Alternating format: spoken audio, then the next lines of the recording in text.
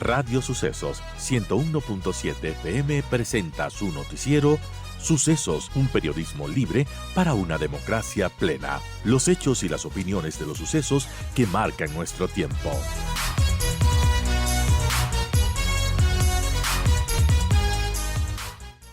Estamos con Estefanía Luzuriaga, docente investigadora de la Universidad Casa Grande, a quien le damos la bienvenida. ¿Cuál es su análisis post-marcha, Estefanía? ¿Cómo vio usted este primer bautizo de Daniel Noboa en las calles, midiendo su músculo político en las calles?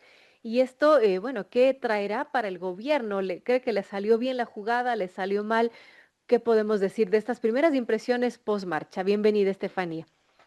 Buenos días, muchas gracias por la invitación. Bien, yo creo que definitivamente todos estábamos a la espera de cómo se iba a poner en manifiesto esta convocatoria. Podemos hacer dos análisis. Por un lado, creo que qué pasa con la organización interna. Vimos un alto nivel de cohesión, es decir, no estaba solo el presidente, había un apoyo de sus principales voceros, de sus figuras también claves dentro de la narrativa securitista que viene manejando el gobierno, que encabezaban y que de alguna manera reafirman este discurso digamos, los proyectos de ley y los efectos en seguridad, que ha sido un poco desde donde ha venido construyendo el gobierno. Entonces, creo que es en ese primer punto de análisis. Daniel Noboa ya marca como un check, porque algo que hemos visto en la oposición ha sido la desarticulación en los últimos meses, y creo que esta fue una demostración de que tienen todo lo contrario, digamos, de alguna manera. Por otro lado está la capacidad de convocatoria, es decir, en qué medida esto se volvió masivo. Yo creo que si bien es cierto, fue un buen ejercicio de convocatoria, hubo un acompañamiento ciudadano relevante. eh, no entraría, digamos, dentro de las marchas más masivas que hemos visto tampoco en los últimos años. Eso responde, creo, a dos factores. El primer factor de incidencia tendría que ver justamente con el motivo de la convocatoria. Generalmente las marchas que tienen mayor acompañamiento son aquellas que buscan inferir en aspectos que sean dolores ciudadanos muy importantes. Y si bien la seguridad es un dolor ciudadano muy importante, el vínculo que hace el ciudadano de a pie, el que va todos los días con su mamá al colegio, o la señora que va a hacer las compras del hogar, o el señor que sale a trabajar, entre la Corte Constitucional y la seguridad, es un vínculo lejano. Entonces, como apela a eso, al sentimiento, al sentir popular, tiene un menor nivel de inferencia que otras temáticas por las cuales se ha convocado. Entonces, teniendo eso en consideración, creo que la participación fue, como digo, relevante. Y finalmente, en términos generales, la organización de la marcha, sé que hubo una pancarta que se cayó, es decir, hubo algunos eventos aislados, pero se mantuvo en el marco de una marcha pacífica.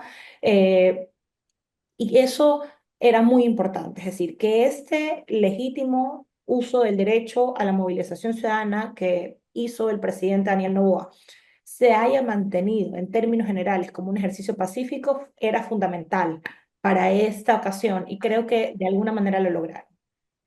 Eso destacable. Ahora, en el tema político, que también le salió la jugada a Daniel Noboa tomando en cuenta las cifras de inseguridad, porque cada vez van en aumento, porque claro, hay cosas que no están bien. Por ejemplo, este escándalo que ha saltado y que es dolorosísimo, el fallecimiento de 12 bebés en un hospital, supuestamente por falta de insumos, aunque eso se ha negado de manera oficial, pero algo está pasando allí que no se están haciendo bien las cosas y que bueno, cada vez se sigue matando personas y claro, muy poca gente conoce este tema de la Corte Constitucional. Incluso mucho de ayer en la marcha decían, los jueces corruptos que liberan los delincuentes, sin entender que el rol realmente que cumplen los jueces de la Corte Constitucional. Entonces de allí, que también le salió la jugada política al presidente Noboa de cara a la gente, a la ciudadanía, a los problemas que afronta día a día. Yo creo que, como mencioné hace un momento, yo creo que en ese sentido hay un intento de conectar el tema de seguridad con los proyectos de ley que están detenidos, es decir, como un gobierno de manos atadas, un poco esa es Ujú. la narrativa, y eso de alguna manera justifica estos resultados que correctamente acabas de mencionar. Ahora bien, yo creo que le está costando al gobierno transitar de un, digamos, de un gobierno con una comunicación muy eficiente de campaña, porque hay que reconocer que fue una campaña muy bien manejada, a una comunicación y a una gestión de un gobierno en curso, que es distinto, es decir, que tiene un tono distinto y que tiene un enfoque distinto. Creo que hay que reconocer, es decir, yo no quiero caer como en un está todo bien o no se pueden hacer las cosas, pero hay que reconocer que, digamos, la problemática de seguridad era muy difícil y yo considero que sigue siendo muy difícil encontrar resultados a corto o mediano plazo. Lo vemos, acaban de matar a un precandidato presidencial en Colombia que lleva viviendo esta lucha desde los 80s. Claro. Podemos hablar de México, podemos hablar de El Salvador, es decir, quisiera poder en estos espacios decir, no, es cuestión de este gobierno y no lo están haciendo bien. Yo creo que es una problemática, primero, transnacional, segundo, inmensamente tejida en todas las capas y todos los sectores de nuestra sociedad, incluida la justicia. Discrepo que evidentemente entiendo que los jueces constitucionales no son quienes liberan digamos, a los criminales, pero la corrupción en la justicia está en todos los niveles, así como está en el nivel político, así está como en el nivel de la empresa privada, así como está en los barrios populares. Es decir, es tal la penetración que tiene la operación del crimen y de los negocios ilícitos en este país, que pensar en una solución a corto plazo y que para mí es muy poco viable. Creo que se están intentando hacer cosas para limitar, para sectorizar, que es lo que se hizo en Colombia. Es decir, en Colombia no se ha solucionado, se sectorizó y cuesta mucho mantener ese conflicto sectorizado. Eh, pero definitivamente eso va a afectar la percepción que tengan algunas personas de la gestión del gobierno actual. Bueno, ya se medirá lo que ocurra post marcha. Ahora, ¿qué tendría que hacer, Estefanía, el gobierno para de alguna manera capitalizar esta especie de victoria de algo positivo de la marcha? ¿Qué tendría que ser los siguientes pasos para capitalizar esto que logró y que, bueno, es una logística impresionante y lo que se logró en pocos días, pues sí es destacable, ¿no? Sí, definitivamente, como decía, para mí uno de los principales logros es justamente ver la cohesión y la puesta en escena, digamos, del equipo de trabajo del partido y del gobierno. Eh, yo creería que esta marcha, si bien es cierto, buscaba de alguna manera cuestionar la demora, cuestionar el exceso de poder que puede tener, digamos, la Corte, yo creo que sobre todo lo que buscaba era poner en agenda a la Corte y al sistema judicial. Es decir, que hasta hace un par de semanas nadie hablaba de la Corte, nadie hablaba del sistema judicial y ponerlo en la agenda le permite legitimar cambios al sistema judicial, que yo creo que es lo que realmente se viene más adelante. Así como vimos en estas tres preguntas que ya se lanzaron para el referéndum, que hay un cambio importante en el sistema político, yo creo que lo que sigue es cambios importantes al sistema judicial. Ahora, y claro, se viene estas preguntas de la consulta popular y esto podrá tardar algunos meses. Se ha mencionado, por ejemplo, para diciembre, más o menos, la fecha tentativa que ha dado el presidente es el 14 de diciembre. Se incluyen estas 7 preguntas. Y no sabemos cómo va a estar el presidente para diciembre, pero cree que pueda tener el apoyo que tuvo cuando se dio la primera consulta popular el año anterior. ¿Cómo lo ve usted, Estefanía? Yo creo que hay dos escenarios que son más plausibles. El uno, evidentemente, es un escenario en el que pues, gane con una mayoría importante y que sea transversal, es decir, que logre ganar la mayoría de las preguntas o todas las preguntas y que tenga un apoyo con una alta participación del 60 al 65%. Eh, y el segundo escenario sería una victoria parcial y sobre todo una división temática. Eso de qué va a depender de la gestión que se haga en los próximos meses y es crucial el trabajo del Ministerio de Gobierno en ese sentido, como la entidad pues, que debería liderar la conversación, la socialización y aclararle a la ciudadanía cómo van a afectar estas preguntas.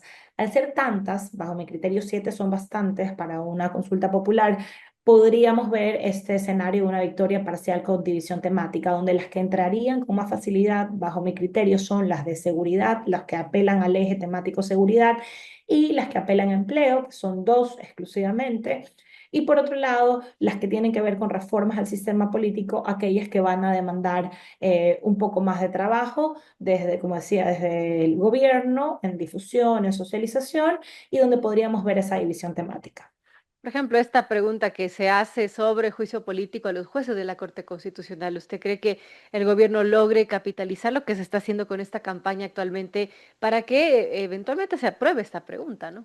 Es muy complejo, es muy complejo que se apruebe porque sería que los jueces tengan que tomar una decisión que afecte directamente al órgano al que pertenecen y que lo ponen en una posición, digamos, de mayor riesgo, de mayor susceptibilidad. Yo creería que en esa discusión va a ser muy importante los anexos, es decir, el cómo se implementa la estrategia, es decir, cómo, porque decir juicio político es decir, digamos, un término muy amplio. Lo importante es entender cuáles son los anexos y cómo eso se va a normatizar para que no sea utilizado como una herramienta de control o de venganza política. Claro. Pero habrá que ver si la Corte le da paso a esa pregunta. Y ya de por sí, con todo lo que se ha venido trabajando, con este posicionamiento de la Corte en agenda, pues evidentemente van a estar en una posición un poco más difícil. Amigos, conversamos con Estefanía Luzuriaga, docente investigadora de la Universidad Casa Grande. Ahora vemos estos pronunciamientos de Estefanía internacionales. La CIDH recientemente se ha pronunciado muy preocupada por estas presiones a la Corte Constitucional. La ONU también ha condenado estos que consideran ataques a la Corte Constitucional, que podían mermar su independencia en las decisiones. También lo han hecho gremios a nivel local, gremios de abogados, colegios de abogados, en fin. ¿Esto de alguna manera le podrá afectar a la imagen del presidente? ¿Cómo vemos estas también condenas públicas de instituciones internacionales tan renombradas como la misma ONU, como la CIDH? Sí, definitivamente es de esperarse este tipo de comunicados. Son comunicados que responden al propósito y al deber ser de estos organismos internacionales que en este momento de crisis, porque están viviendo un gran momento de crisis, todos los organismos internacionales necesitan algo de legitimidad, ¿no? Necesitan decir algo, aunque han demostrado tener poca capacidad de inferencia real en los problemas importantes del mundo, ¿no? Lo que realmente está atentando contra las problemáticas a nivel mundial es poco o nada lo que han hecho, lo que bajo mi criterio pues deja este tipo de comunicados como en un bajo nivel de legitimidad en el sentir popular.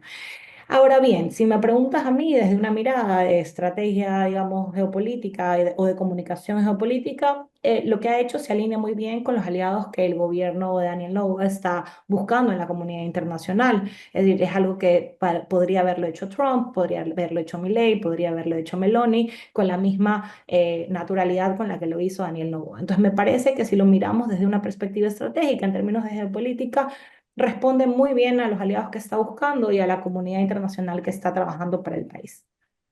Bueno, No que sea bastante. correcto, es simplemente una lectura, digamos, de la escena internacional. En Ujú. todo caso, el presidente Nova tiene ya grandes retos trazados, si no para las siguientes semanas, para los siguientes meses, en los que tendrá que justamente capitalizar y, bueno, lograr esos apoyos en la consulta popular, ¿no? Y a la par, obviamente, luchar contra todos los problemas que tiene el país, que no son menores.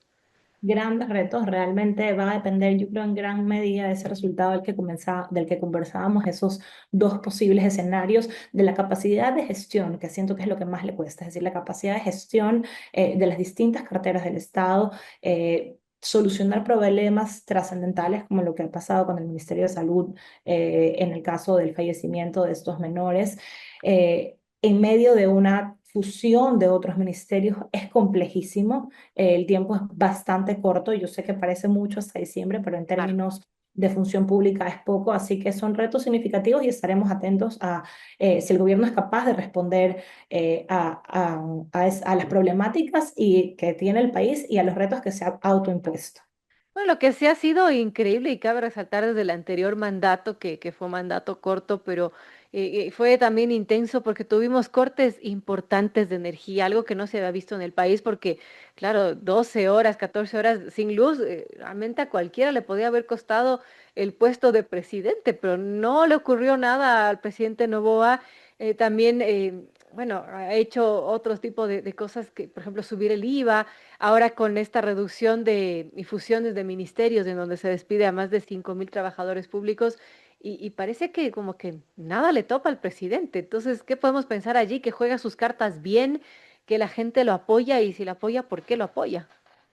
Yo creo que juega sus cartas bien, creo que tiene una excelente escucha del sentir popular, es decir, como decía hace un momento, hay cosas que en el marco de las relaciones internacionales o en los espacios académicos o en los espacios de análisis pueden generar más ruido, pero creo que es un gobierno que está muy atento a la escucha ciudadana y así como para, digamos, así como la fusión de ministerios y la desvinculación de funcionarios puede tener críticas en espacios académicos o de análisis, creo que recoge mucho del sentir popular y es, voy a decirlo en una frase coloquial, no sé, demasiada burocracia, no funciona el Estado, ¿no? Entonces, Claro. esos elementos se van convirtiendo en política pública y eso da respaldo, a pesar de que pueda ser cuestionado desde otras esferas, desde otros espacios de opinión pública. Entonces, eso le ha funcionado bastante bien. Yo creo que mientras el gobierno sea capaz de dar respuestas, es decir, está bien generar proyectos, generar agenda, posicionar temas, pero necesita, y como es un periodo un poco más largo de 4 años, necesita ir gestionando problemas concretos de la ciudadanía de manera satisfactoria para sostener la aceptación y para apuntar al primer escenario en la consulta. Es decir, de aquí del discurso tiene que pasar a la gestión y de la gestión a los resultados. Efectivamente, a los resultados que mejoren las condiciones que tiene la ciudadanía en los temas que se consideran fundamentales para, o por lo menos urgentes, creo que fundamentales hay muchos, pero los que se consideran urgentes. Bueno, tiene realmente complejo el presidente Noboa. Vamos a ver qué sucede después de este primer bautizo del presidente Noboa en las calles, ¿no? Donde mide su músculo político y donde podríamos decir que tuvo un relativo éxito pese a los cuestionamientos que se han dado desde el ámbito académico, desde el ámbito internacional, incluso por estas presiones que se quieren ejercer a la Corte Constitucional, que no son bien vistas, pero bueno, hay quienes dicen, Estefanía, y con esto terminamos, que el presidente Noboa está replicando prácticas de gobiernos pasados. Recordemos, el expresidente Correa hacía lo mismo, ¿no? Traía los buses llenos de gente, de simpatizantes, les daba su sanduchito, por eso le decían los borregos y el sándwich, recordemos. Y esto vimos ayer, una logística que se desplegó y en donde llegaron los buses, se les dio su sándwich, su banderita, hasta las consignas que tendrían que decir en la marcha. Sí, yo creo que definitivamente hay la aplicación de diferentes estrategias. Esta es una, no es la única que hemos visto, que responden a, digamos, a casos de éxito de gobiernos y de líderes pasados. Eso en principio, siempre y cuando se utilice para el proyecto político digamos, que promulga ADN. Es una herramienta válida. Yo pensaba, por ejemplo, en Rafael Correa, pero también como soy de Guayaquil, pensaba muchísimo en las marchas que hacía Jaime Nebot Saad y que llenaban el centro de Guayaquil para sostener y para, digamos, y para responder o cuidar, digamos, los intereses de la ciudad contra el gobierno central en ese momento. Claro. Y, y creo que de alguna manera... también pienso, por ejemplo, en León Febres Cordero, que también era un gran vocero y tenía una gran capacidad de convocatoria y usaba constantemente la calle como una fuerza política. Entonces, me parece que Daniel Noboa recoge muchos de los rasgos de estos liderazgos hegemónicos, masculinos, muy masculinizados en la proyección de la imagen del líder, tradicionales ecuatorianos. Y no es de sorprender porque es un líder que creció haciendo campañas, que creció en una política noventera y eso obviamente tiene su proyección hoy cuando él ejerce como presidente. Es decir, Ah, lo que pensar, pasa es que es un líder distinto, ¿no? No es el típico político que se manda horas de discurso, porque el discurso de él ayer fue brevísimo, fueron minutos apenas, que estaba con megáfono y dijo algo muy breve y ya. Es así es. distinto, ¿no? Él es distinto, pero recoge mucho de estos elementos. Y sería interesantísimo hacer un espacio como para hacer una lectura de cómo configura él su imagen y su proyección de liderazgo, porque él tiene esto súper interesante y es que recoge un montón del líder noventero, pero lo proyecta y utiliza los medios digitales y la comunicación, digamos, del 2020 para proyectarlo. Y definitivamente ha dado resultados. Bueno, es interesante y vamos a medir esto posteriormente en los siguientes días. Yo quiero agradecerle a Estefanía Luzuriaga, docente investigadora de la Universidad Casa Grande. Y Estefanía, le comprometo para seguir hablando y tomándole el pulso a la política, a lo que pasará después de este primer bautizo del presidente en las calles. Así que vamos a seguir hablando sin duda. Esto va a traer cola, así que seguiremos conversando sobre esto, Estefanía. Muchas gracias por acompañarnos. Muchísimas gracias a ti por la invitación, un gusto estar en este espacio y comprometida a seguir viniendo.